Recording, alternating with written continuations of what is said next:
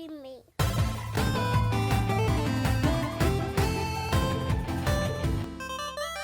All right, welcome back to another episode of the We Love Gaming podcast. This will be episode 31, but it is a continuation of episode 30. Mm-hmm. And today we are going over our top five. Top five, guys. Video Coup de games. grace of the The year. best of the best. Yes, Yep. yes, the cream de la cream. Cream. You know what I mean? Of 2020. And we're just going to go ahead and get onto it. If you guys haven't checked out the first episode where we're giving our top 6 through 9 or top 10 through 6, go ahead and check that out. That's episode 30. You'll have to see what we had there. And then we're also talking about what we were playing this week. Or I guess Last if you're week. watching this now, that would have been last week. So, Yeah. so we're just going to go ahead right into it. And we're going to give you our top 5. So this is number 5. So Number go ahead. five. Ezra.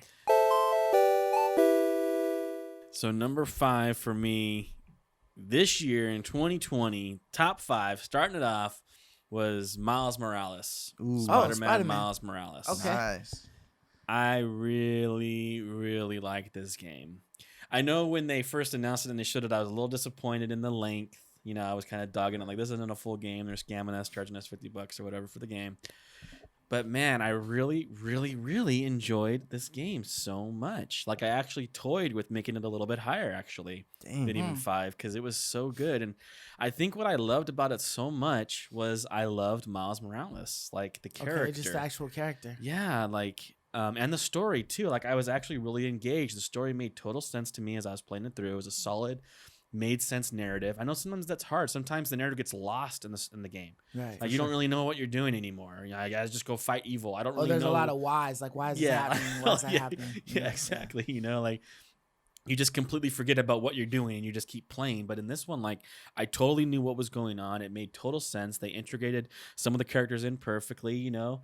It flowed well. And then the character Miles Morales, he's just like such a nice dude. He's like pure heart, you know, like he's just the kindest guy.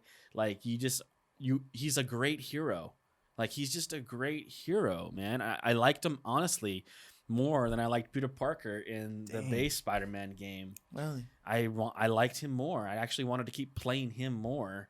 Like, if I had a choice between the two, I'd prefer to keep playing Morales more in the next iteration of Spider-Man 2 or whatever they call it, when it comes back around next generation.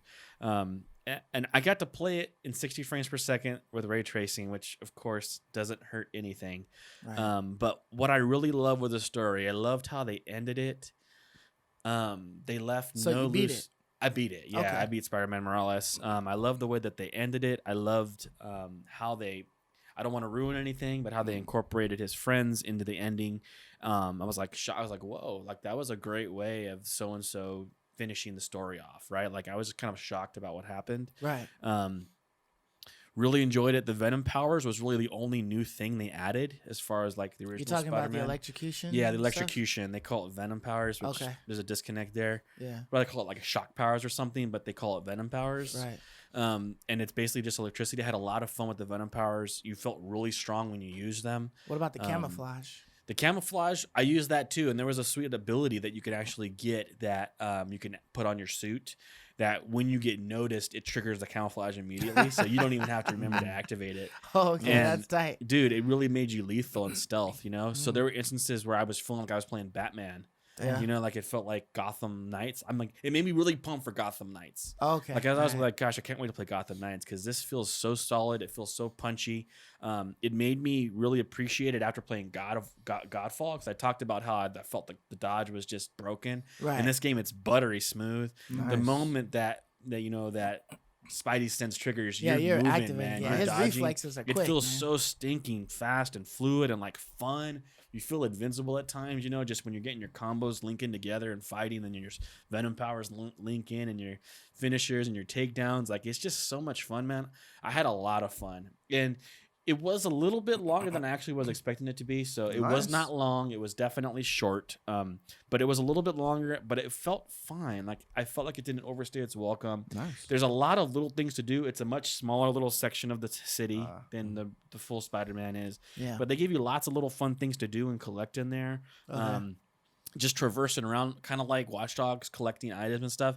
I can't say enough. I'm looking forward to the next one. I really hope they continue and give Miles Morales a little bit more of the screen time this time around, because I really enjoyed him. Or maybe in the next one they'll let you choose. Maybe you can choose That would be dope. between which one you want to play, and then maybe you can go back and play the other one. Right, you can get like 2 playthroughs out of it, because I really enjoyed him. He's just such a likable, nice kid. You just can't help but root for him. He does all the right things. Super big fan of Miles Morales in this game. So great game, man. Nice. I recommend it. When you guys get your PS5, man, play that. I can't wait immediately. I can't wait. Play it immediately. Yeah. All right, guys. So for my number 5, it was previously your guys' 6 and 7. Okay. So my number 5 is Genshin Impact. So okay, so that made your top 5. that made my top 5. So I played this game on mobile and PC. So on PC, this game is buttery smooth. The graphics are incredible. You probably get 60 frames per second on the PC, right? Yes, Shoot, so that's 60 cool. FPS and That's cool. QHD. This Oh, that's game cool. looks beautiful. You have to put that on the PS5, Yeah, man. when that See how it one- looks yeah. there. So it got to the point where I couldn't play it on the mobile anymore. I felt like the mobile, like you're Didn't playing give it Switch. justice. Like this is You're a Switch, guys. Spoiled already. This is Breath of the Wild Switch, Yeah. and the PC is the PS5, Xbox Yeah. Series X. So this game, I just love the world. Like it rewarded you for exploration. I feel more than Breath of the Wild. Yep. You can collect. I feel like your bag size was very generous. You could collect all the things you want. You were rewarded for doing chests, little puzzles on how to get the chests. The world was the reason why I like this game. I didn't play it as much as you guys. I didn't, get super high level, but I just explored it. I just ran around. I love And it was the fun to do combat. that. Yes, I love the combat system in this Totally. game. I feel like the combat was so much more. It was superior to Breath of the Wild. Yeah, think I so. love that you can, customize your group. You can customize your abilities. Certain encounters, it just takes a button press to switch from range to melee, Yeah. to change your spells. You use your cooldowns, your good abilities on one character, you switch to the next. Like, it's just, you can react to the world. And to me, Genshin Impact has one of the best worlds that I played in a long time. And you guys already said this, the cherry on top is it's free 99. And I would say even if this game was a $60 game, it's still worth every penny. Like, this just shows, that games, the price doesn't matter, Make a good game, and I'll spend additional money in game. Like, Absolutely. you don't need to have a high price. People were spending like thousands of dollars on those Yes. those loot, Tons loot of money, boxes. dude. People on Just for the YouTube were different just people. showing you busting it was open like packs. a YouTube Yeah. brand of videos. It became like a just like a pack genre of opening, videos. Yeah, like Genshin Impact pack openings. Yeah, So man. if you make a good game, you will be rewarded for Yep. it. Guaranteed. So, I'd say the community doesn't lie in those things. It's a good game. A good game is a good game, free or not. And, this developer, I'm really excited to see what they release in the future. Are they going to make Genshin Impact into some sort of franchise? Are they going to have spin-off games in this world? I think they're really successful. They created something that internationally is awesome. And, I was really, thankful to play this game. It was free, and I loved it. So that was my number I'm 5. actually curious to see if to find out if it actually ends. I know, right? Like I don't, because there's so much stuff to do and so many things that you you get just caught keep up going doing. and getting stronger and stronger. And Yeah, new like I kind of dungeons. want to do like the main quest lines and just see if there's an actual ending to the game, Right. or if it just keeps going. You know, what I Yeah. mean? Like it just doesn't stop. But yeah, that's a good choice for 5. It's a great game. It's hard to decide where it falls, man. Yeah, yeah. It's so you unique. see, it's Yeah, like all it's different all over for the us. place. Yeah. But for my number 5, it's actually Grounded. Nice. Ooh, that was nice. a You fun one. loved that game, man. Yeah, man. That's a so, personal favorite of yours for sure. So Grounded. If It's you a guys personal don't pick. know, Grounded. If you guys don't know, is available on Game Pass. It's like the Steam beta too. or something like that. Early access on Steam and Steam, Game yeah. Pass. So with Steam, they're able to have a lot more access to the game than the people on Xbox, because they're Right. able to get like I guess like the early access to all of the extra DLC that they're adding, or the updates that they're adding, to be able to just explore it and play around with it. Right. But it's really intriguing, like the details and the different thoughts that they have that they're adding into this game. when I had originally played it, it was just, the backyard, and you don't really have much of a story, but it's just surviving. And the fact Right. that you got to survive against ants, you got to survive against Spiders, spiders, yeah. stink bugs, ladybugs, you know what I mean? A crow eventually came in the picture. But also like weevils and different things like that, aphids, all that stuff. Like Mhm. there's like so many different creatures in this world that you can interact with, and it was cool how you're sitting there scrounging up pebbles and sticks or whatever to try to make weapons, and then you're using those weapons to kill bugs that will help you make other weapons. So it's like it's like this progression, and you're able to sit there and like collect a bunch of stuff and try to build yourself like a little mini castle or a hut if you want, but it was literally just about surviving in your backyard. And they added new additions like the koi pond, where they had like a special lab that's like underneath the pond or whatever, so it's like in the pond with like a koi fish that's like really I guess has some like really valuable materials that come from it if you are Right. able to kill it and whatnot. The crow that drops the feathers, all that stuff. It's a lot of stuff to do.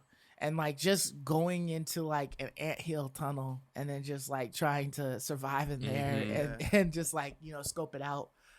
Being able to take like the body parts that you get from some of the bugs that you kill or the or whatever, and being able to use those as like armor pieces and stuff like that. Like it literally makes it so like everything is usable in the game that you come across. Like there isn't like one thing that you come across and then it's like it's trash. Like you can literally use rose petals, you can literally use spider webbing, everything, you come across it. So I just thought it was a great game, and the fact that it was on Game Pass for free just made it that much more better. And the fact that it's almost like you get like a seat at the table with the game developers, right? Like most of the time when you hear about the betas and stuff like that, they have like a beta and it's like a closed beta, or sometimes it's open but you only get like a small portion of the game or whatever, but you're literally playing this game as it's being built and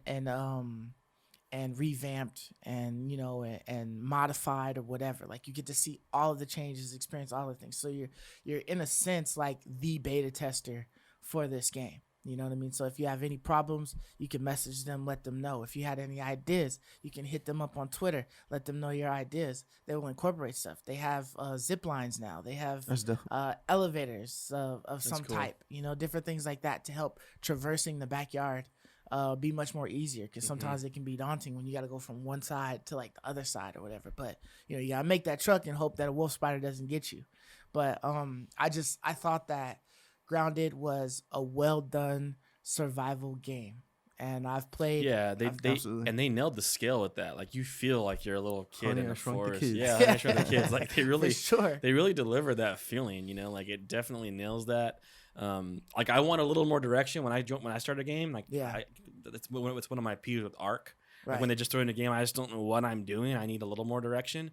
But yeah, like they nailed a lot of great things, and I know it's an early development, but yeah, that was a really cool game, man. Like we had fun that night for sure. Yeah, and they started to have like slight directions, because you have like a little quest line thing that's up there. Yeah. So it Quests. does give you small direction. It doesn't like pinpoint where, but it'll kind of like guide you in the right direction. But it's definitely a fun game to play with others. Like if you have 3 or 4 other, 3 other people to play with or whatever, or just one other person to play with, it makes it that much more enjoyable. You know what I mean? Because you guys are trying to survive together. Right. So it's really cool.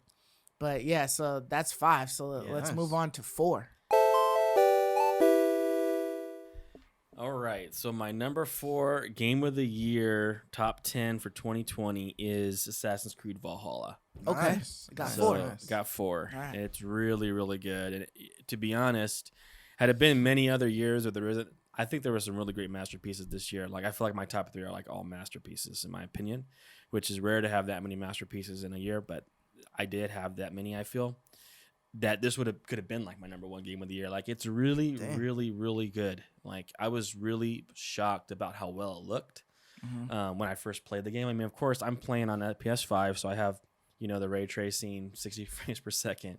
But it was just an improvement even from Odyssey. And remember, this is a PS4 game, right? And so like as I'm playing this, and I was thinking to myself, it's like, gosh, man, what were they doing at CD Projekt Red?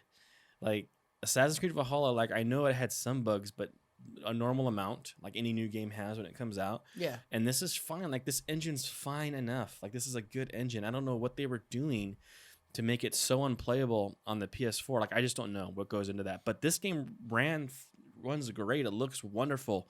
It looks excellent. I loved the combat from the moment I started playing it. The combat was a lot of fun. You know, the stealth mechanics are cool. The boss fights are kind of new and interesting and unique, kind of like what we talked about in that trailer, where you actually have a boss fight with the health bar, and you got to like kind of like figure out how to beat him and defeat him. Another neat thing that they added this time around was they kind of took the Breath of the Wild route, and you just climb anything. Like there isn't like these preset like white marks on the thing that you can grab and see the path to climb up. Kind of like how Ghost of Tsushima did, where you can kind of see the only way you can climb. As if this is plausibly climbable, you can climb it. If it's not plausibly climbable, you can't. Like Genshin Impact, dude. It's like Genshin Impact. Yeah, they took like that's so much. It's so cool. I feel so free in like Valhalla. I know I can just go wherever I need to go. I can get there. Like if you're traversing a mountain and you come across a part that's like frozen solid with like you know the ice spears, you can't climb that, right? But you wouldn't be able to normally, right? But if it's a rock side, you don't have to see where you can climb. Just go and he'll climb, because like plausibly there'd be somewhere to grab there, right? We always think that, right? As we're like playing a game, it's like, come on, how can you not climb that? Obviously you could. So this game they unlocked that, so you have like full roam, full freedom to climb, go wherever you want. Nice. As I mentioned in the previous podcast on what we were playing right now is I'm playing Assassin's Creed Valhalla, so I'm very much into it right now.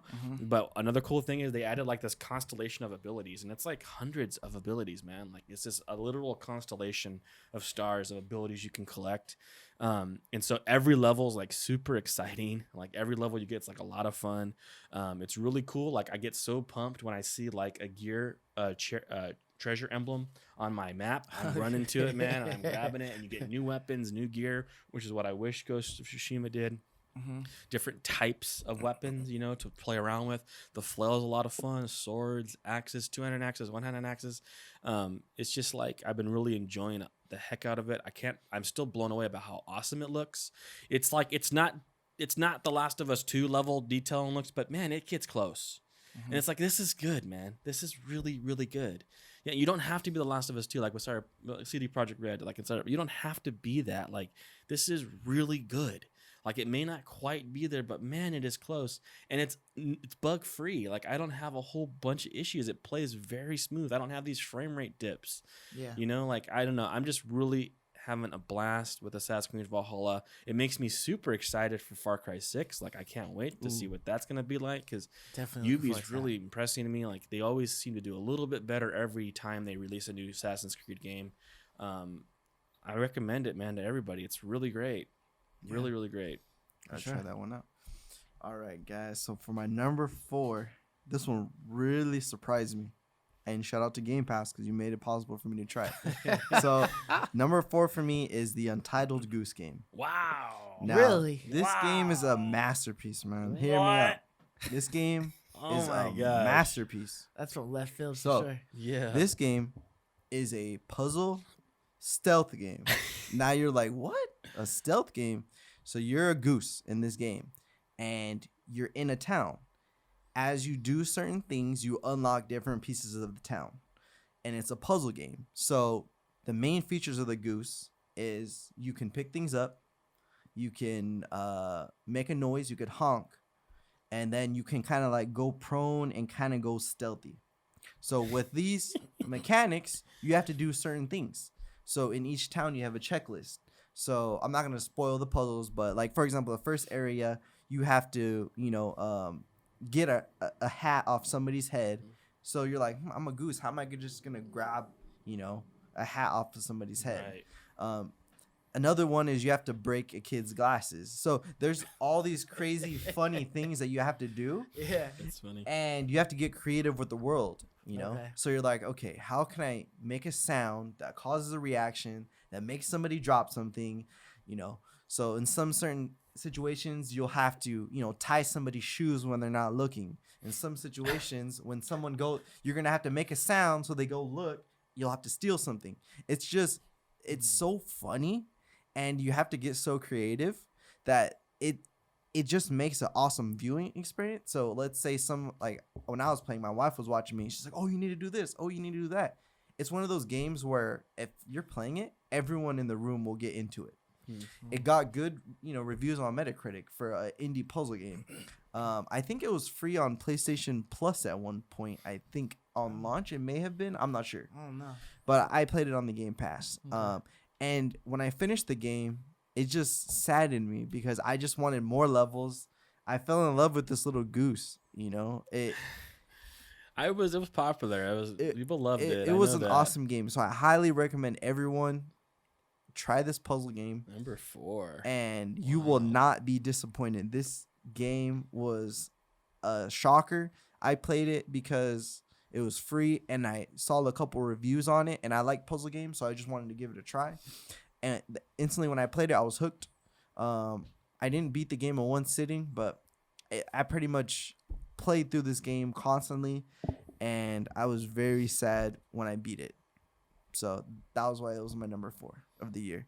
It came out in December of 2019, so it barely just made it for me. Good argument. You're very sad when you finish. Okay, that means something for sure. Yeah, that's cool. So number 4 for me was actually Ghost of Tsushima.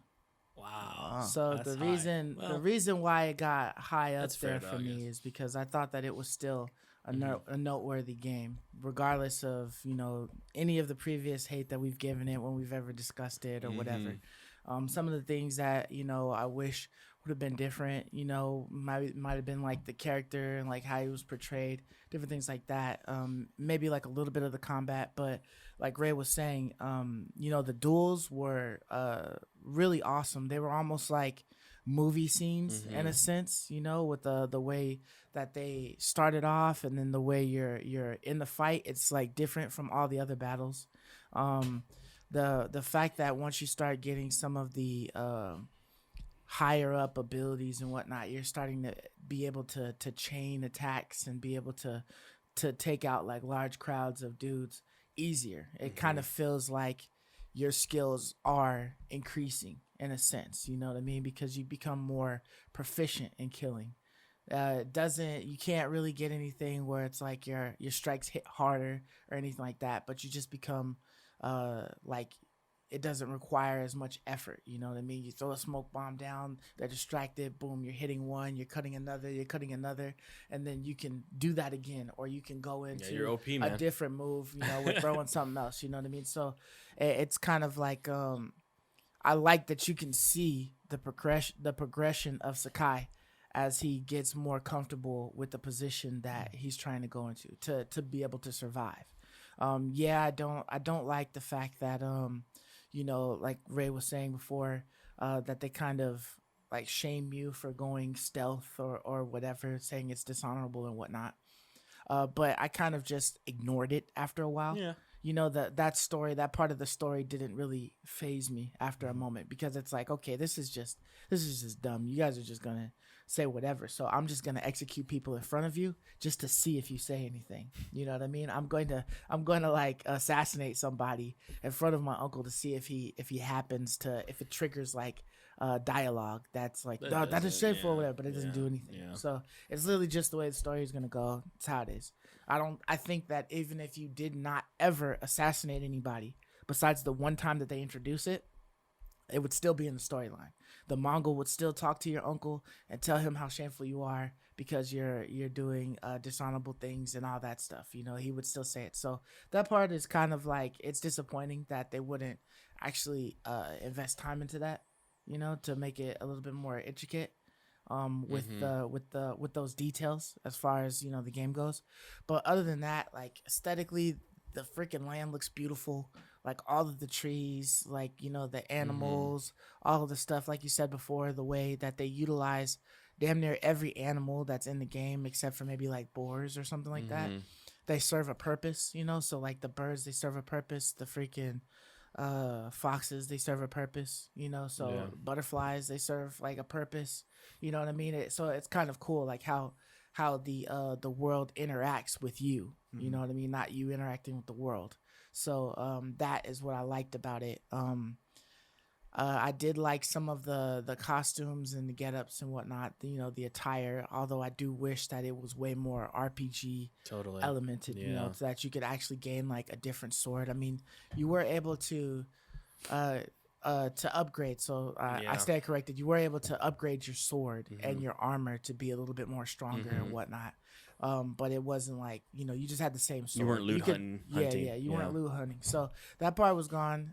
There were some weapons that you could hunt, which I thought was kind of cool. Some weapons and armor that you could actually do like a type of quest line to do. I think you Mhm. decided to fight like these big guys to Mhm. be able to get like a certain piece of armor, Mhm.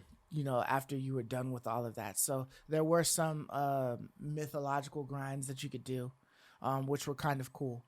But I just enjoyed the gameplay, and I still feel like it deserved like a top spot in my book, because I don't feel like it wasn't quite a masterpiece, but I feel like it was just there. Like they just needed to do a couple more things, and it would have been there. So Yeah, I that was definitely my had a lot fun. more problems with it, but Yeah. yeah, I get it. I get why a lot of people like it too. It was a pretty game.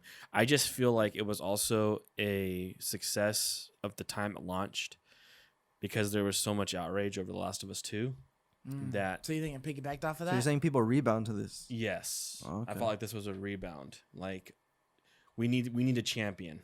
The Last of Us 2 wasn't the champion we So wanted. this is it. So this is the champion that we wanted because look at it meets more of the parameters I that we see. were hoping for in a game. And so it just became like I just hit Last of Us 2 so much. I want this game to win. Like we need Ghost of Tsushima to win. Like this is the one that we need to all get behind. And I think a lot of the people who were talking that way or acting that way all over the place. It was like all over the place. Just really hadn't played The Last of Us 2 in my opinion. But even if you didn't like The Last of Us 2, like even if you didn't like some things about The Last of Us 2, you can't deny certain things about it. You just can't deny certain things about it. You cannot deny the mastery of that game. So I just think it was like a little bit of it gained a little bit of steam because of the hate on Last of Us 2. People always want a champion every year, Yeah, well, I mean, from the So- beginning, when either of those two were announced, we already knew that we were gonna to get both of those games. So Yeah. I tried not to let any of that other stuff. Yeah, me neither. sway I my didn't look at decision any of the and anything like that. spoilers. I didn't look at any of what was going on with Last of Us 2. Right, Either Ghost either. I mean, we watched the presentation gameplay they showed. right. I watched the trailer of Last of Us 2, but I wasn't getting into any of the walkthroughs. Yeah, I didn't Any check of out the leak spoilers, story the or anything leaks like that. on either one of the games. So I went in both completely my own opinion, my own perspective, and that's just how I felt, Yeah, But yeah, but okay. yeah. So Top on to three. number 3. Top 3. My top 3 are such great games, but I had to pick an order, and so the order I'm going in is number 3 is Ori and the Will of the Wisp. Ooh. Okay. Yeah. Nice. That was a great game, man. I have it as my ringtone. I just think the music is incredible. It's beautiful.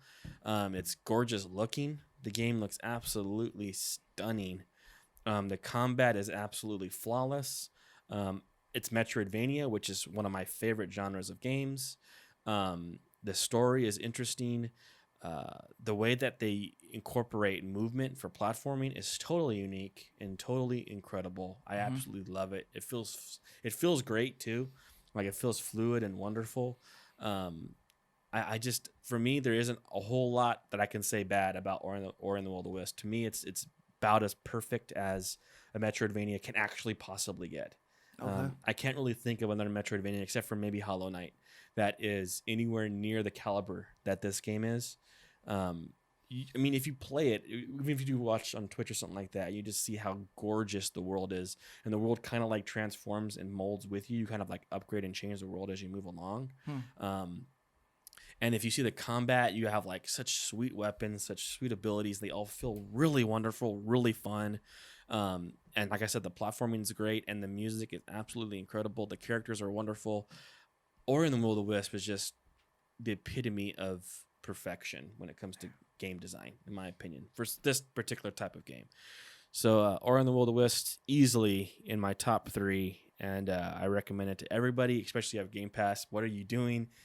Play it now. Keep trying to tell you guys to play these games. So I'm still on Ori in the Blind Forest. Yeah. So that game, I can't wait to try Yeah. this one. But that game, it blew my mind Yes, because dude. I've always seen it and I judged it for Mhm. what I saw. And honestly, how it looks from an outsider's perspective and how it plays, they could be too different. You're because from a right. screenshot, it can't capture what the game is. It's crazy, but so Dude, far I can't wait to. For Ori in the Blind Forest, man, when you get to an end of a zone, and I don't know if you made it that far yet, but when you get to the end of a zone, the world's like falling down around you because you end up doing something that kind of like breaks the ecosystem up because you have to, and you're like on a mad dash chase, and it's like everything's falling down around you. You're trying to dodge and get around, and it's like your heart's pounding, and they have like this music playing that's like haunting and gorgeous and beautiful, and you're just like, oh my gosh, this is such an experience. And like I wish they kept that in the Will of the Wisp. They didn't. That was one of the coolest parts about Ori and the Blind Forest, was just the ending to each zone was just like so cool.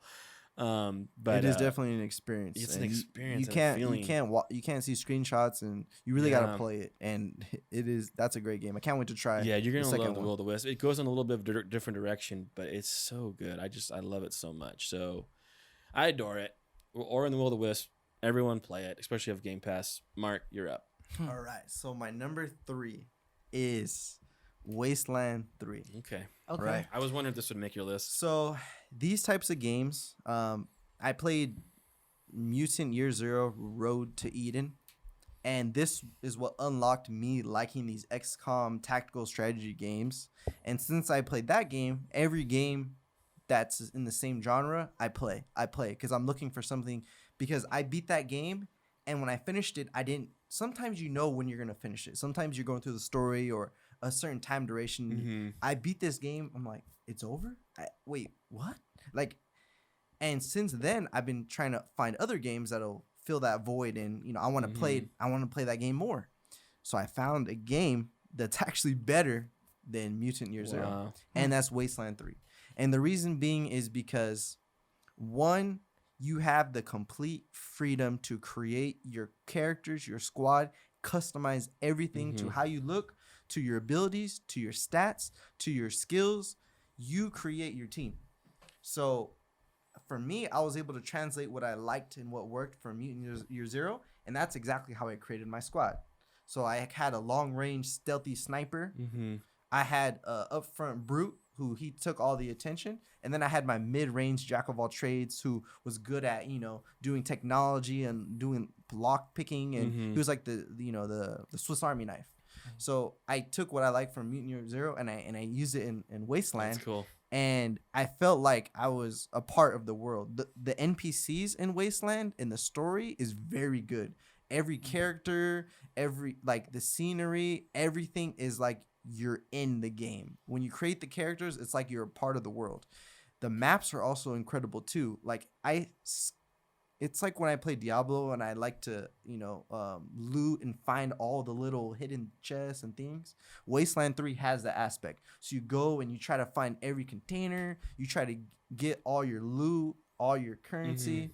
It's cool finding gear. You can find gear in that game. Yeah. So it's fun just searching and playing the game. And it gives you incentive, just like Genshin Impact, to every inch. Don't leave any stone unturned.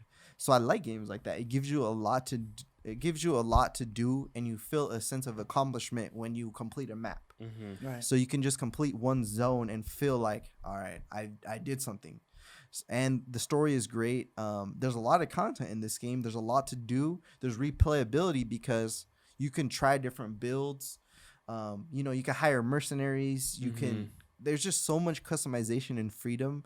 At the same time, there's a story, there's a narrative that you can go along with.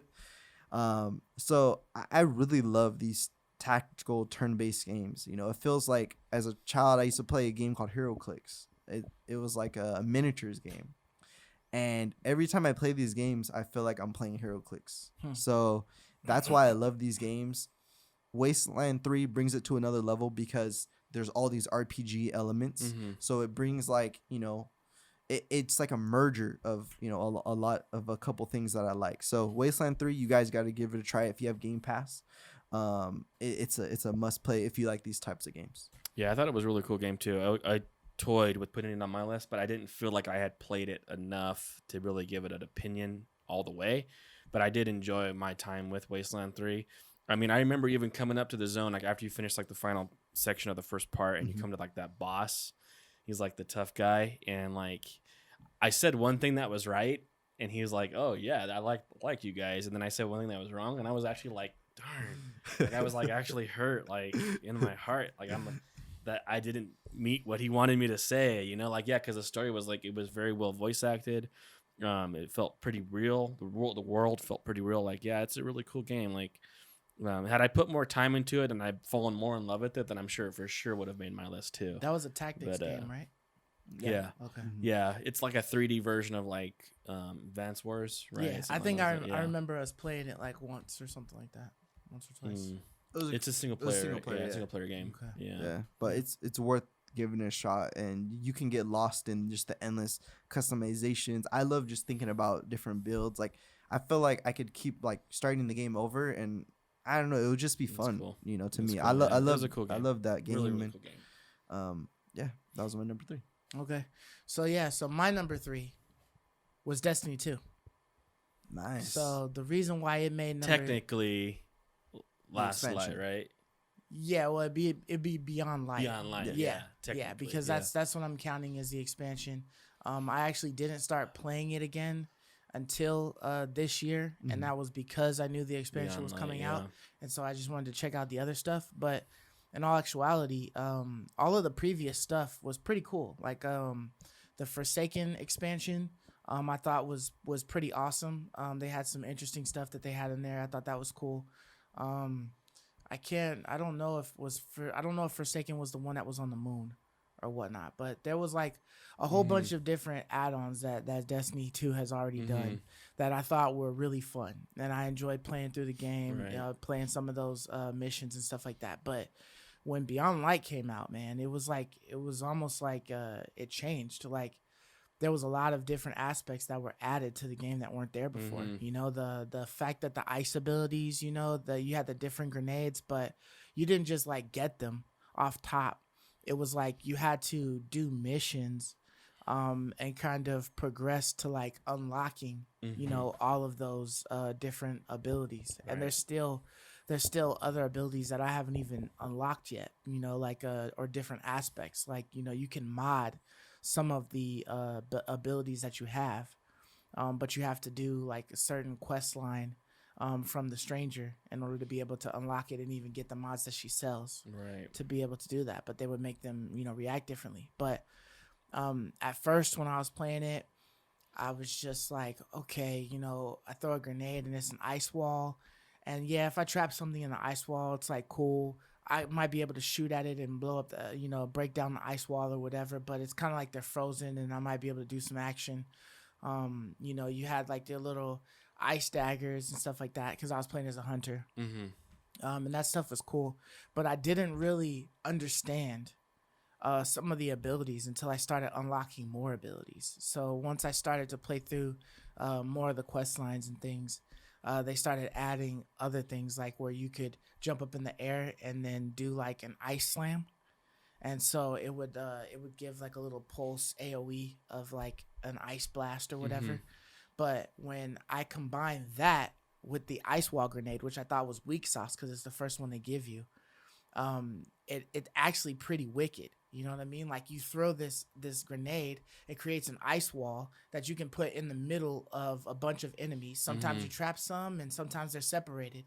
But if you come down and immediately ice slam that wall explodes and it becomes like a huge shrapnel storm, right? Yeah. So it's just like decimating things that are within its range or like really hurting the bosses and stuff like that got caught in that blast. It's neat. So it was kind of like, okay, I can try to finesse this by like throwing that and then just, I'm throwing a grenade and immediately jumping in the air to slam down, to do like a combo and stuff. So that was like it's really the first fun. time in Destiny's history where you're interacting with your own abilities.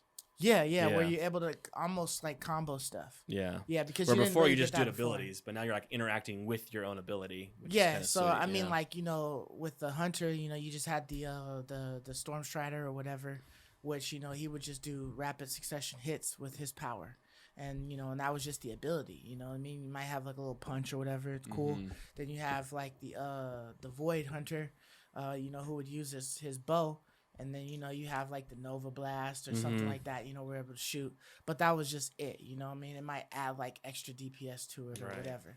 But, and then, you know, with the golden gun, you know, you're just firing off one shot, maybe 3 shots or whatever to kill stuff. But this one, it felt like, you know, you're throwing you know, your ice power out there, and then it's encompassing the whole area. Some guys are getting frozen, some aren't. You're able to capitalize on that with the slam, boom, breaking them apart or shooting them down or whatever. You're able to throw the grenade. You're able to do that slam on that. So just the slam is really like the OP part That's cool. of the ability, because it adds like that extra to it. I mean, you can still do stuff if you pump enough bullets into the ice wall, it'll blow up. And then, you know, and they had the other one where it was like a heat-seeking, almost like cryo grenade that would like freeze one guy and then trail to another guy and right. freeze him, but you only got 2. And I was like, okay, that's cool. It's like a guaranteed freeze, but it's only 2 guys. Like I want a possibility to freeze like more guys or Right. decimate more. You know what I mean? And then there was another one that was just a slow ice freeze or whatever, but it took too long. You know, it was slower than the super ability. So I wanted something that would be quick and responsive that Right. I could pounce on. But you know, the guns, you know, the shooting has always been great in that game. It's never been crappy. Right. So, you know, all of the guns, they've always been cool. All of the events, those have always been fun to participate in. So the game has managed to capture my interest again. And the only reason that I ever really stopped before is that I didn't want to keep paying for DLC. Because I felt like, you know, it was just like I'd rather just move on to another game, you know, than to pay $20 and be halfway there, you know. So, but the fact that it's on Game Pass has now made me so like, okay, I'm getting it for free. I'll throw an extra $10 just to get the season pass For sure. and be able to level up quicker with it or whatnot. So, bottom line is it brought me back with this expansion, and I've enjoyed, you know, Nice. every minute that I've played of it. You know, it doesn't feel as excruciating as a grind as like Destiny 1 if you've never played Destiny 2. But it's fun, and you know, if you get the season pass, $10, it's really rewarding. Like you're Nice. always getting something every good. level. So that's always been fun. So that's my number 3. Yeah. Nice. It's a cool Now, one, man.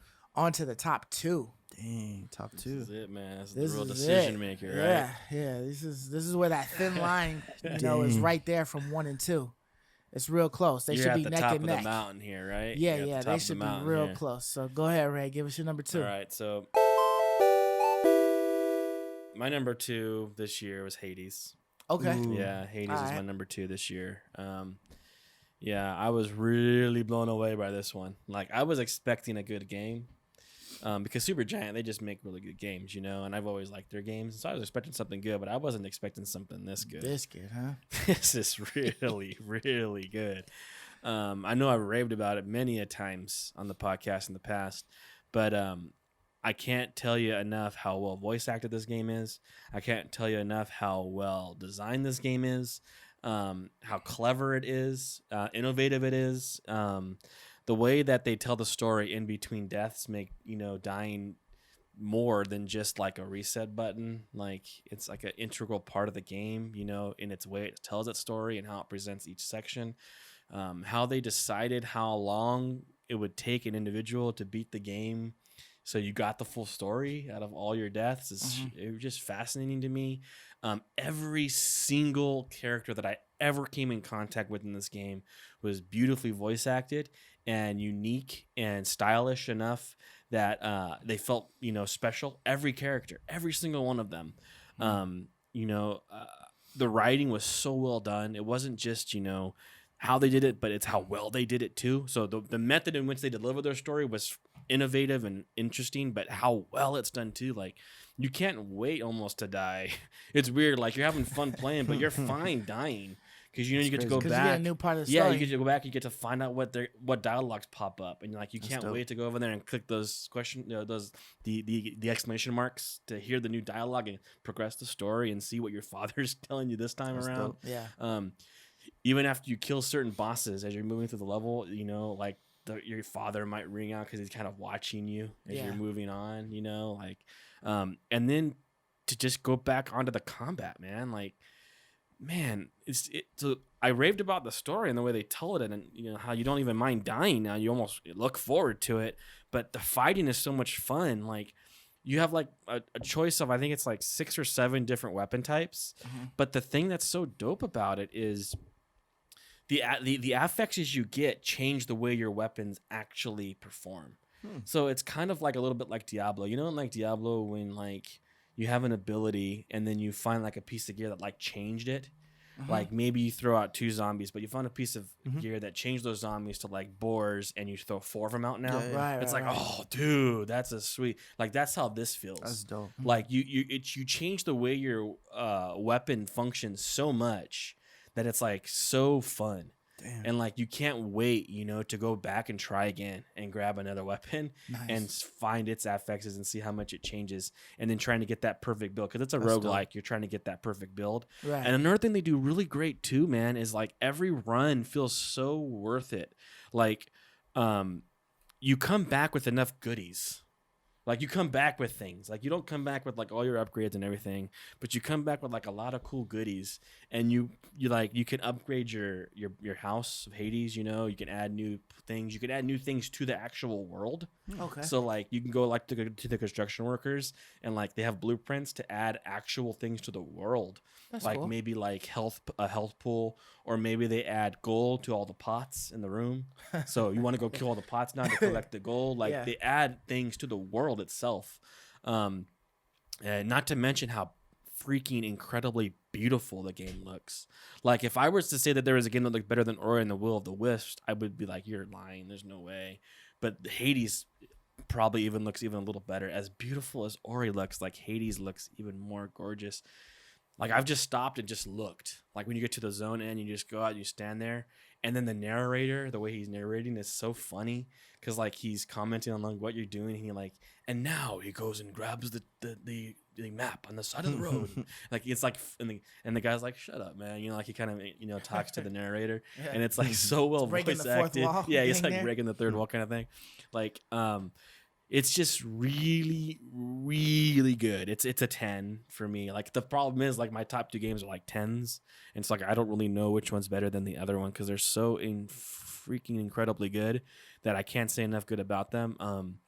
So stop wasting time again and go buy Hades and play that game. Like it's so good. I can't say enough good about it. So Yeah, I definitely want to give this one a try. I've been waiting on PC to see if it goes on sale, but I doubt it, because it has so many good reviews. You go on Steam and everyone's just raving about it, so I'm gonna have to pay full price for this one. But it's not that worth it, expensive. It's like man. what, $30, 25? 25. Yeah. Yeah. So I got it for 20 on sale on the Nintendo eStore. ooh, eShop. So and Nice. I jumped at that because I was waiting for this game. I was gonna buy it anyways. Like I said, I was not expecting something this Dang. good. Like when I played it and I died, and I was like, gosh, this is so awesome. Like just the feeling of awesomeness dang, as you're playing through this game is like shocking, dude. that's Like, crazy. It's so good, man. Because sometimes for roguelikes, that could be, that could be the deterrent. Maybe you just want a quick, couple runs, but you had 3 poor runs due to RNG, and you really didn't progress at all. So it sounds like this fixed that. Like, hey, you at least, let's say your runs weren't productive, but you learned more about the story. So you didn't waste your 30 minutes. You want to keep going. Let me get one more run because I kind of want to know what happens next in the story, Yeah. Another thing is too, like Rogue Legacy was a great roguelike, Right. but Absolutely. it was the same kind of combat every time you went back into Yep. the castle. This isn't. And like they kind of encourage you to change up your combat every time, because when you go into your weapons room, it's like a weapon hall, and you get to pick your weapon for that run. There's one weapon that's infused with like I can't remember what the item's called, but it's a item you need to upgrade your guys' abilities. And one of them's infused with like a 50% bonus to whenever you collect that whatever currency, or something, you get like 50% more of it. So you're Nice. you're You can mix. you're incentivized. To mix I it really up and wanted try. to try the sword this time, but Oh, so the each bow's lit up. weapon it changes Yeah. each time. Yes, it changes each Ah. time, and so every time you walk into the weapons hall and you're ready to move on, right? So you first enter, you go and you hold the dialogue, you spend money, you buy things from the store, you go to Yeah. your talent tree and you try to upgrade your guy. Like, okay, I think I'm ready to go to my next run, and you heard all the fun dialogue and story. You're just having a blast. You walk into your weapons hall and you see which weapons lit up in this run. That's dope. And you're kind of incentivized to take it because it has the bonus and you really want to collect all that you can. But you might have a weapon you really love, so like you're always super excited when the weapon you really love is lit up. You're like, Yeah. oh, this is gonna be That's fun. dope. Like, so it's just really, really good. I can't say well done, Supergiant. You really did something incredible here, and I recommend everybody, whoever you are, whatever game you are, to play Hades. I want to. Yeah, man. All right, guys. So for my number two, my number two is Animal Crossing New Horizons. Okay. Good choice. Now, I feel Animal Crossing released, like some other games, at the perfect time. Yeah, In it did. 2020, a year where you were limited on what you're doing, in Animal Crossing, the sky's the limit. Right. It was a You're able true to go anywhere. sandbox. It was a true sandbox that you can do whatever you want, whenever you want. It had a good online community. It had a lot of customizations, and the sky was the limit. If this is the type of game that you like, if you like, collecting things, if you like customizing things, if you like tinkering with layouts and designing rooms and collecting knickknacks, if you like Sims kind of games, this is a game for you. I put not as much as my wife. She put over 900 hours in her copy, and then she put over 100 hours in my copy. It blows my mind that she would want to start the game over after she put 900 hours into it. Dude, that's dedication. But man. yeah, she was like, I want to restart my game. So I was like, well, you're gonna restart? That's crazy. So I was like, use mine. Just delete. I don't care about mine. Yeah. So she was playing mine over again. Dang. But it's just a great game. It's Yeah. a wholesome game. If you like fishing, if you just like chilling by the beach. I think that might be more time than I put in a WoW in my entire WoW career. That was 37 days. That'd be like the equivalent of like 37 days in WoW of playtime. I put way more than that. I mean, I probably do too, but like that's crazy, man. But I've been playing WoW for a decade. Dude, during COVID, this has been our go-to. She plays this Wow, game that's every crazy, day. man. And Yeah. I've had the privilege of People watching love her it. play all the new content. Mhm. Nintendo's really good through the seasons, through every, change in seasons, So change got in like a Winter weather. Wonderland now. There's everything, Yeah. So they're doing a really good job at making it fresh.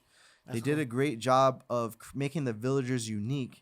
There's a reason why you want to keep collecting and trying to get all the villagers because they have different personalities. It's the first Animal Crossing game that I've ever played, and I really liked it. So I think that this is a fantastic game. It really set a fantastic time, and I feel like it's one of those timeless games. You could always come back to it, see what content is new, keep further continuing your village, keep changing it up, keep progressing your museum. Because it's just one of those games where when you collect things, you see.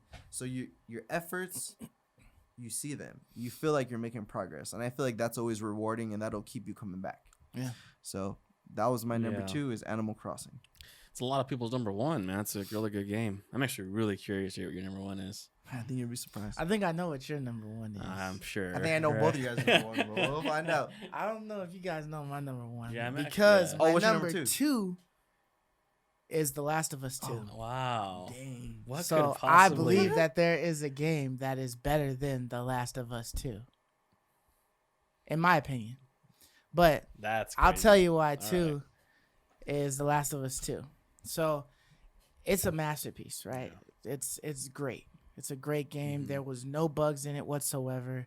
It was lush, beautiful colors, the scenery, the storytelling was amazing, all that stuff. The gameplay, the stealth, it's just a great game. There's a reason why it won Game of the Year. So there's no doubt And about it it. deserves it. It deserves it. Yeah, it deserves that it's a Game of the Year, especially with the competition that it had. I definitely feel like it won that part.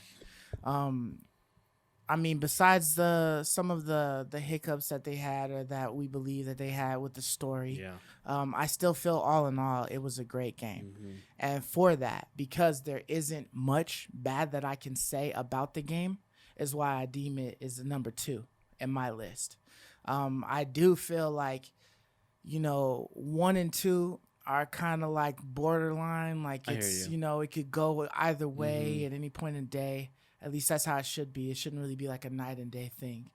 But I do feel like, for me, The Last of Us 2 was like a game that deserves number 2 in my spot. And also because I feel like I've gotten the story once and I don't necessarily want to go through it again. I mean, I do understand that in order to max out, Abby and to max out Ellie, you got to do the story twice in order to be able to do that. Mm-hmm. But I feel because I've experienced everything that there already is to experience and the story's been told, that there isn't, for me, a reason to go back and play it again. Like I enjoyed the game to the fullest all the way until the very end of the game. And when the credits rolled, I was like, okay, that was good, but I'm done now. Yeah. You know what I mean? Like, I'm going to move on to something else. So I haven't gotten that urge to want to play that game again, which is why it didn't make number 1 for me. Dang. Okay. So All right. now, everybody, y'all been waiting to find out what is our number 1 game of 2020. So here it is. Go ahead, Ray. Obvious. My number 1 game is Last of Us 2. Right? No surprise here, right? Everyone probably knew who's watching our show before. Where it was going. Yeah, knew what at least my number 1 was going to be. Yeah. Right. Because I think that this game, it is imperfect in some ways, and then absolutely the pinnacle of gaming history in other ways. Mm-hmm. And I have to reward it for that because it is. It's the absolute pinnacle of gaming achievement in some ways. And in those ways, it's just in the details, in the perfection of the gameplay, in the perfection of how the characters interact with each other, how they tell the story. Like, the story may be flawed, but how they tell it is absolutely jaw-dropping. There really isn't any sometimes words to describe the level of detail and perfection that they put into their world. It's hard to describe to somebody, even in the way that they play. We've tried, right? We talk here, we try, and we mention these things, but it's hard to even describe until you actually play it and feel it yourself. Feel how the characters move through the grass. Feel how the enemies survey the land and hunt for you. Feel how the weapons shoot and fire. Feel how you attack and get someone in stealth mode and how they look and feel. These things have to be experienced to really be appreciated, right? And a lot of people, they decided to boycott this game, and I get it. Like, I get it. Like, I'm a conservative. Whatever you get, I get it. Some of the issues you have with some of the choices they made were political. Like, I get it. And I can understand. But the game is so incredible. Don't rob yourself of experiencing this game and all of its detailed glory. I do want to go back and play it through again. Like, I do, especially on the PS5. Like, I'm really curious to see how it plays through again on the PS5. I'm really probably for sure going to play through it again if they ever do a PS5 update. Then I will probably, graphics or something like that? Yeah, like if You they know update the will. graphic, yeah. Yeah. So I'm really looking forward to trying I it. think the on that. remastered of The Last of Us is getting like an upgrade Right. to the PS5. Exactly. So they're definitely going to do the second one. Exactly. And so I agree. And the thing is, like, I lost my train of thought there for a minute. But The Last of Us 2, to me, in all sense of the word, is perfect in some ways, flawed in other ways. But I can't wait to play it again. I'm looking forward to play it again. And remember, this game is on the PS4. I mean, when you think about that, you look at Cyberpunk and you're like, gosh, man. And you look at Last of Us 2. Like you said, like, did we even feel a bug? Did we even see any glitches. I don't think it crashed on me once. You know, like no one knows like the kind of effort it takes behind the scenes to deliver that kind of experience. You know, like this game looks better than anything ever produced on the PS4 in the entire existence of a generation. It looks better. It's more detailed and it's bugless, and they delivered it on time. I'm sorry, man, but this game is just in a league of its own. In my opinion, it's in a league of its own. I mean, you can have a different game that you liked more, but I'm just talking about in the sense of what they achieved here and what they accomplished. The Last of Us 2 is in an absolute, utter league of its own. Even as much as I hated some of the story choices, it's so incredible that I can't say enough good about it. It's revolutionary. And for me, it absolutely is worthy of Game of the Year. And there are some other great games, like even on my list, that I absolutely adored. But this game is absolutely in a league of its own.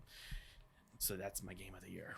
All right, guys. So for my Game of the Year, I don't know. You might be surprised. You might not be. But I'll tell you why. Stumped, man. I'll tell you why What it's my it could Game of be. the Year. It was Maneater. No. So it came out in March 2020, right when the COVID outbreak started happening. It's Call of Duty Warzones. Oh, wow. Right. That came out in 2020, huh? Yep. Okay. March 2020. Okay. So let me tell you why. Man, I would have never guessed that. Let me tell you why this is my Game of the Year. So I went and thought, what game did I play the most this year? And it was Call of Duty. That's not why it's my Game of the Year. But the reason why Warzones is my Game of the Year is because I thought back. I've pretty much bought every Call of Duty since Call of Duty 1 on PC, like in 2002. I'm a longtime Call of Duty fan. But one thing that I started to hate about Call of Duty was a new game every year. And it kind of, like, things that you like from the previous games were gone in the wind. Mm-hmm. You had to wait until that franchise, let's say Black Ops, like the Black Ops Zombies, you had to wait for years till the next Black Ops comes out to kind of pick up where you left off, if you will. Right.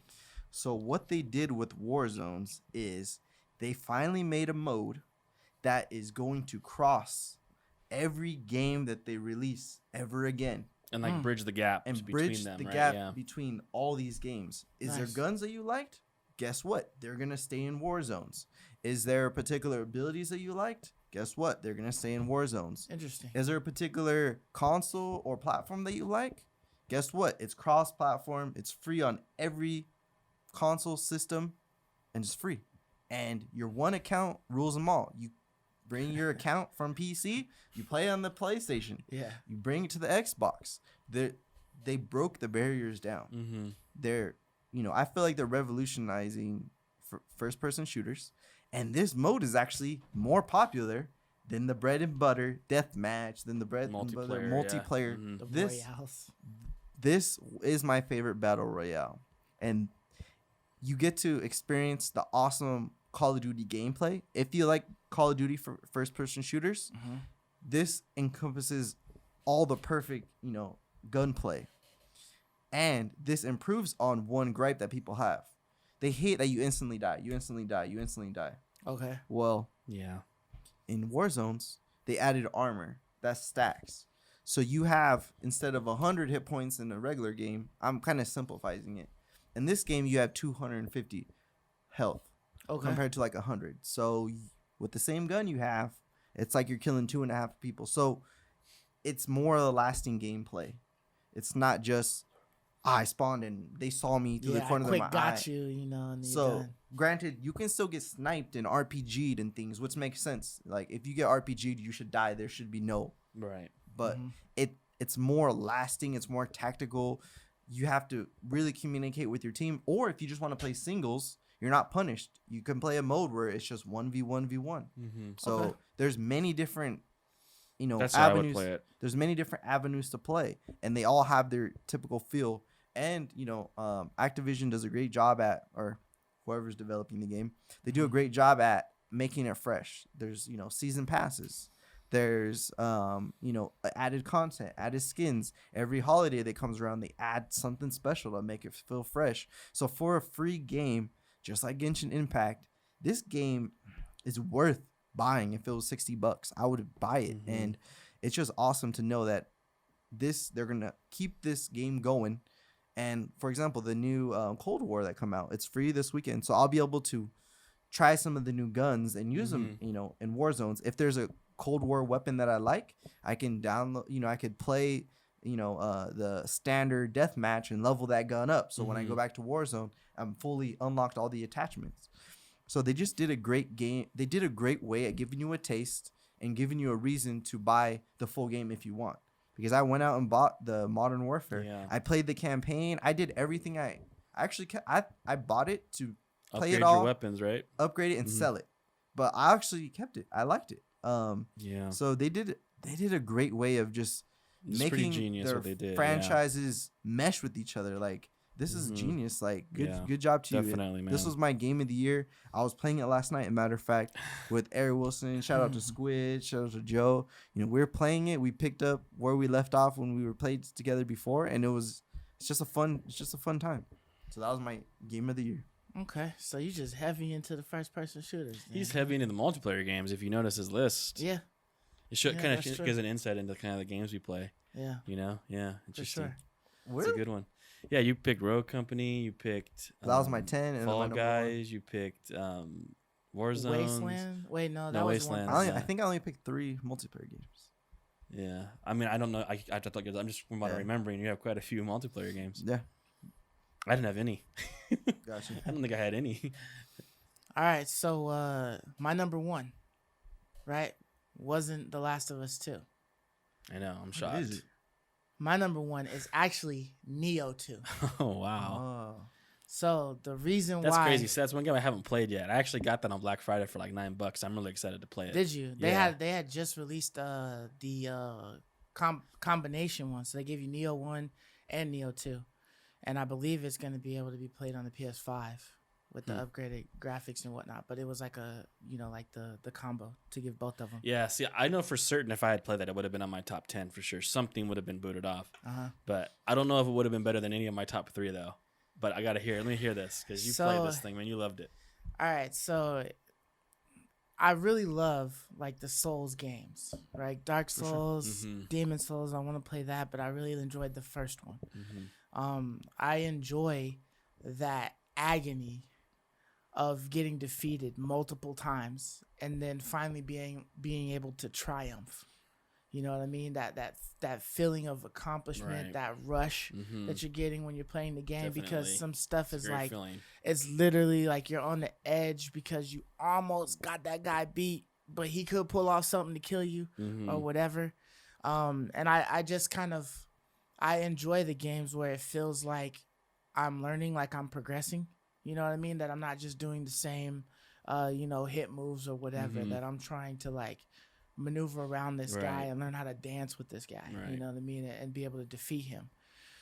So Neo 1, I really enjoyed that game. But the one thing that it was lacking was the story. I didn't really care about the story. Right. So I just skipped past all that stuff. It was all about, what's the next level? Let me get over there, play that, whatever. But Neo 2 was like a completely different thing. And maybe it was because of the fact that you got to customize your own character. So it was you instead of William, who was the protagonist in the first one.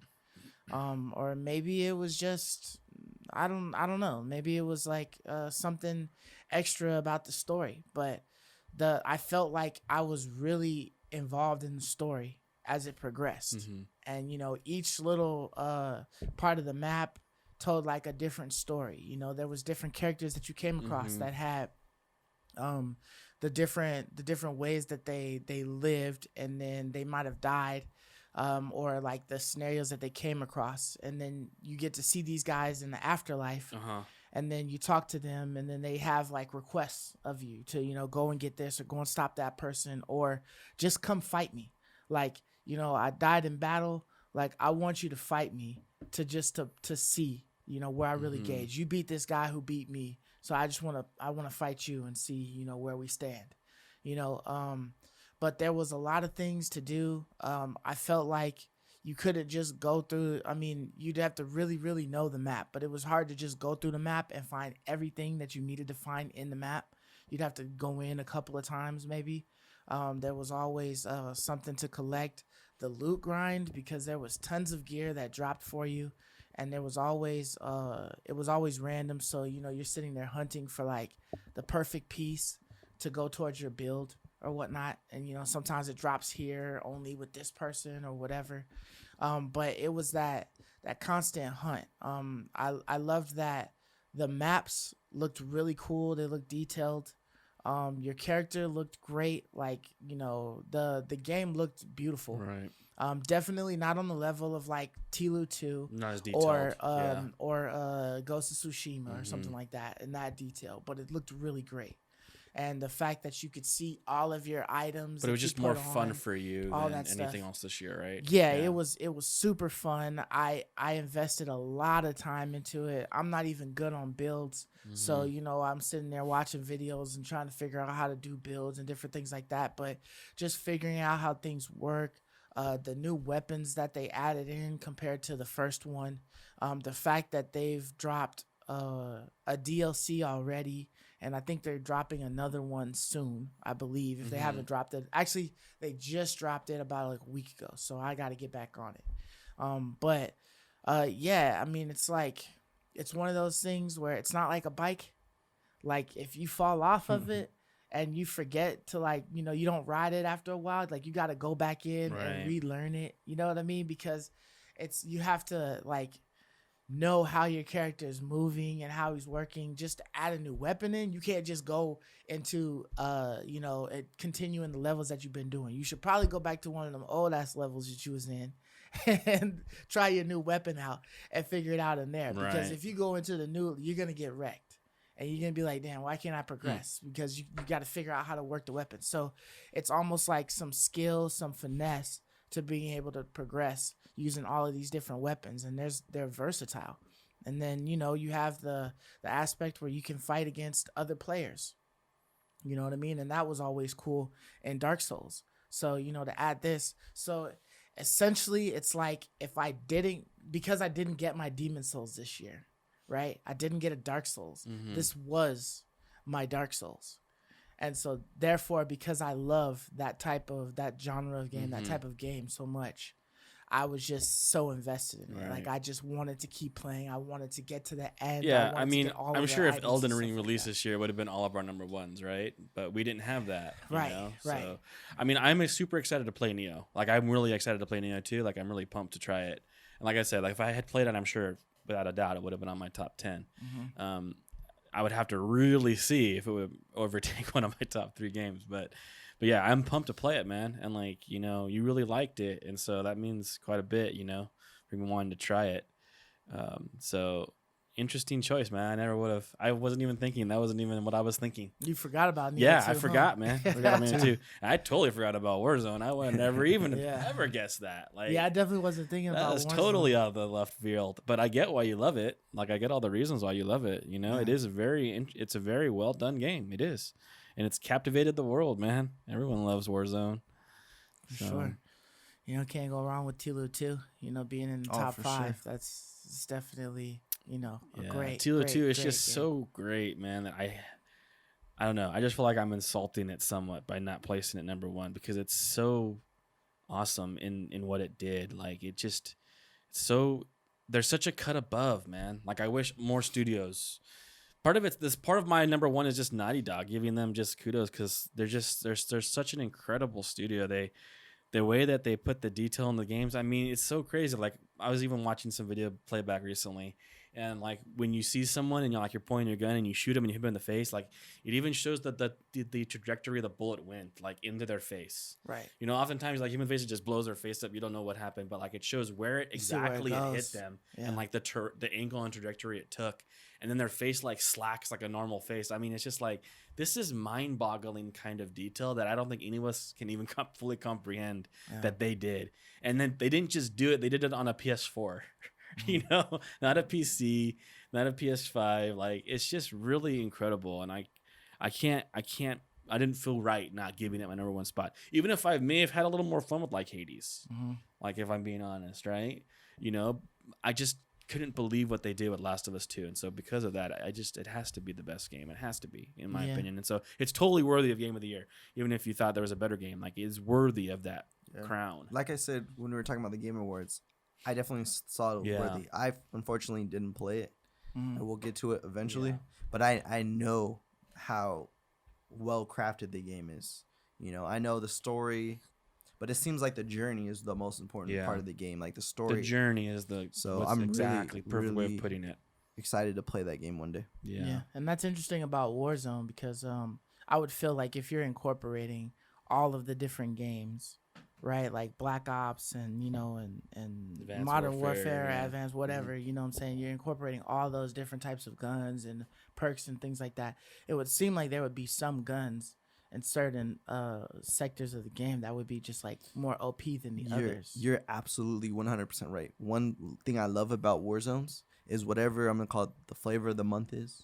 They're so quick to modifying it accordingly. So when I played before, my top guns weren't top guns anymore. They always balance and adjust things accordingly to make the game feel fresh. But you're absolutely right. There is times when this is the best gun, and then a month later they'll gimp it, and then it's no longer the best. It won't be as good. Okay. So it's really good. They're really good at making things feel fresh. Right, and then like a level playing field. Yes, but you're absolutely right. There's times when there's a gun that's the best. Like, no, there's no way this particular gun can at short range and long range be this good. They fix it. So but that does happen absolutely, and I feel like that's the cool thing in games when something feels overpowered. It feels good. Be like, but they do a good balancing act for sure. Yeah, I mean, one of the things that I love about Neo 2 is like, you can get like that perfect build, where you found like some of the pieces that you really need, and then you're able to put them all together, and then you're using this weapon and you're just shredding through things. And it's just like, it's so satisfying. So cool, right? Because you're just decimating all of your enemies as you go through it. And it's pretty cool, that they have that stuff. But, there's like another expansion that's come out. So, there's like three sort of like games or whatever worth of material to go through. And like I said, if you're not consistently playing it, it's like a reset. You know what I mean? Right. When I went into Tango's Disciple, I had to like relearn everything. I was getting smashed on, from like the silliest little enemies until I could figure out how to use the new weapon that they brought into the game. So I'm interested to see what this other expansion is going to be. Now that I think of it, I might have to pause on Cyberpunk so that I can do the last DLC. Because I mean, I like out of all the games that I bought over the year, and even in previous years, I rarely ever get like the deluxe version or whatever of the game. I mean, maybe it's got to be like a real good deal or something like that on it. But I kind of like hold off on that because I don't know exactly what the DLC is going to be, if it's going to entice me enough to want to buy it or whatever. But this one, I automatically knew I wanted it. You liked Neo a lot, man. Yeah. So I already knew, I want the Yeah. DLC pack on this one. dude. So I'm going to go ahead and get that. That's just like if Demon Souls had a DLC pack, or if Dark Souls or Elden Ring, I'm getting it. Like, it's just going to be a given. I'm getting it. I'm really considering buying the DLC pack for Valhalla because I'm really loving Valhalla right now. I didn't even know they had a DLC pack. They have a season I thought pass. they were okay. Yeah, season pass. Because I knew that they've added some new stuff in, but I thought it was for free. I didn't know it was something you'd have to pay for. Yeah, I think they have a season pass for it too. So That's dope. yeah, Right. I'm really loving it. Yeah. So. All right. Well, that's it. That's our top 5, That's top 2020. 10. You know what I mean, of 2020. 2020. Again, if you guys didn't catch the 6 through 10, go back to the other video, episode 30. Check that out, man. What you doing? But thanks for rocking with us this year. It's been fun, and there's more to come. We might start off the year with the most anticipated. Look forward to that. Yeah, definitely stay tuned to that episode. We definitely gonna try to get some things shaken. Maybe get some giveaways or something like that. I did create those little Christmas shirts. If you want one, holla at me. But I haven't really put them up. So we're gonna try to see if we can come up with some little shirts that maybe the community can get a part of it. So we can let folks know we love gaming. You know what I mean? But thanks for listening. Thanks for watching. Hope you guys all had a great 2020. Yep. down in the comments below if you hated any of our selections, or Let us if you know, thought that please. anything should have been added on there that we didn't add on. If you thought Just Neo let 2 us did know. not deserve that one, you know what I mean? It's Yeah. my opinion, it's your Yeah, opinion, but yeah. let me know. You know what I mean? I'll chop it up with you about it, and we can discuss that down there in the comments. We probably gonna have another question of the week down there also, so go ahead and contribute to that too. Best response or whatever, that, or one that we feel is like a good response, we'll go ahead and bring it up on the first episode of the year. But yeah, so if I didn't say it before, like, comment, subscribe, please. Yo, please. And we'll catch you guys next year. See you next year. Happy New Year. Deuces. Peace. Peace. I love you, me.